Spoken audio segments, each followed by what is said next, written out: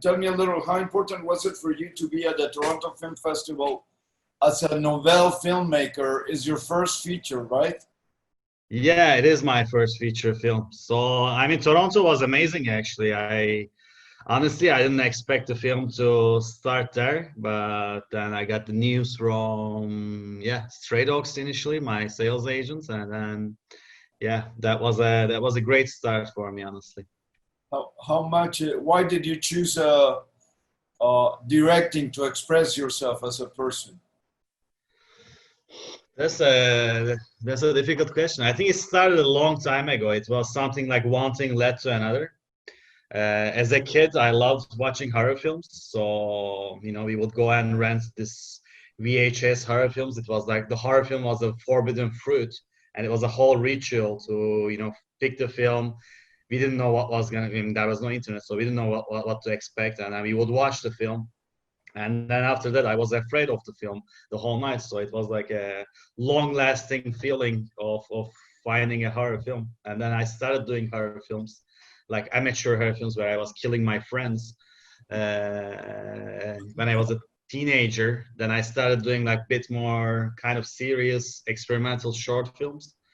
And then one of those short films was picked up by a festival in Turkey.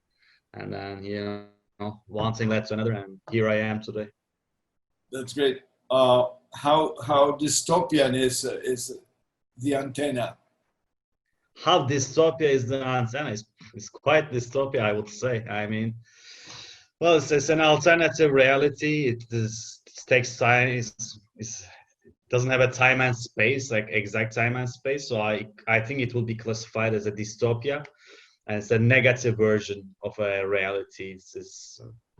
I think it's similar to our reality in certain aspects, but obviously it is more enhanced to to get the message across, and also for the purpose of the genre as well.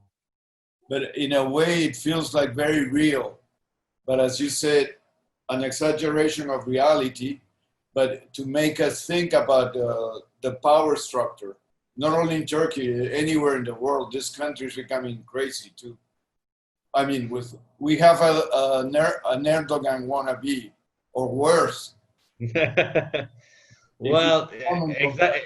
exactly my thoughts. Actually, I mean, I didn't want this film to be just like a critic of the local government. I mean, obviously we are having a lot of issues with the government right now, especially they're controlling the media. It's getting worse and worse. Maybe they are having 90 to 95%. They have control over maybe 90 95% of all media publications and so on.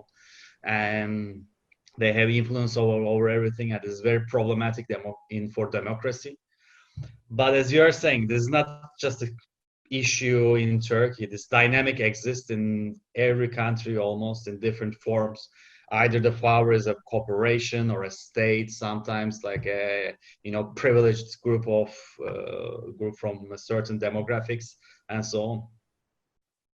Why did you decide to set the film in an imaginary space without real reference? Well, first of all, it's a dystopia, so by nature it was gonna be like an alternative reality. On top of it, it gives me more space to talk about more things. It has layers of allegories. It also talks about philosophy, for example. It talks about the ideas of simulation and simulacra. It talks about the human level of interaction with so many images and the media. And there are moments of, you know, connection through those as well. It's also, because it's an episodic film, it tells different stories for each apartment. That also gives me space to talk about variety of stuff. So I felt like this served my purpose better. I thought for me, the building was kind of like the world, and then the apartments were different situations, so the human condition in different situations, a little. Yeah, kind of. I mean, that was pretty much the idea. I mean, the apartment could be the world, could be the society, it could be. It's an allegory in that regard, for sure. And you also wrote the story.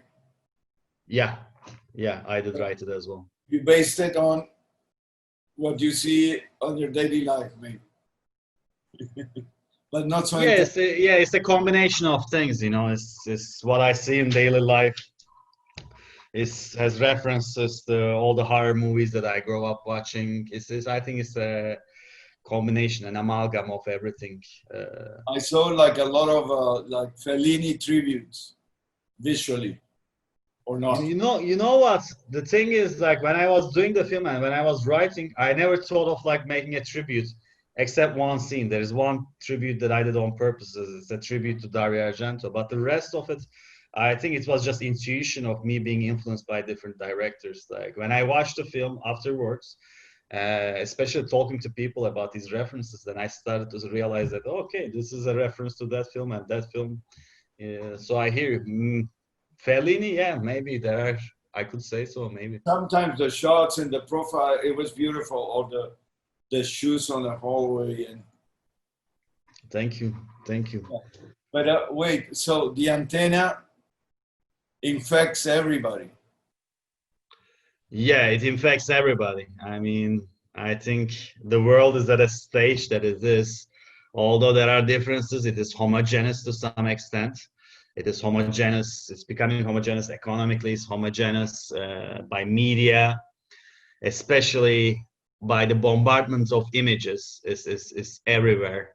And there's no way getting around it. And as I said, basically it was based on the idea of simulation and simulacra, and there's a philosophical idea. It's a very pessimistic and nihilistic idea. So because it's loosely kind of based on that idea, yeah, my also argument is that there is no way out. I think it's a horror movie, but it's a special kind of horror movie. It's not a slasher. It surprises you because it's more like a psychological horror. And you can see, we can all be in that situation, maybe.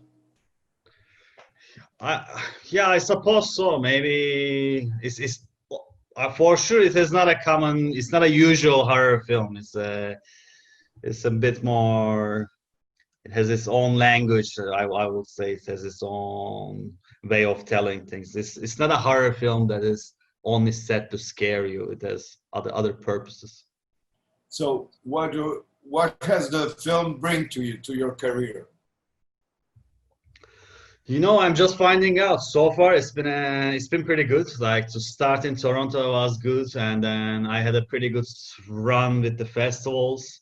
Now it's the theatrical release in US and in Turkey, which is huge for me. You know, like to imagine to make a film and then that it's going to be released in United States. That's a huge excitement. I don't know what it brings for the future for my career, but so far everything that happened has been a very exciting I'm sure we will see run for me.